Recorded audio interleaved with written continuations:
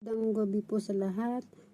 Pa-share naman po ng video na ito. Hinahanap lang po ni Kuya ng yung kamag-anak niya na nawawala dito sa Hong Kong. Ito po yung pangalan, Felipico Enriquez. Tapos ito po yung mga picture nila. Yan po. Yan. Ito po siyang nandito sa Hong Kong. Yan. Yung pamilya ni Kuya, nandyan po yan. Yan, ibibideo ko lang po kasi wala po akong ano yan. Sana po, pa-share naman po kasi na bali 43 years na po siya ditong nawawala. So, hindi na po nila wala sila pong contact. Kaya sana guys, mga friends ko sa Hong Kong, pa-share naman po. Yan po, yun. Sana po yung makapagpanood nito.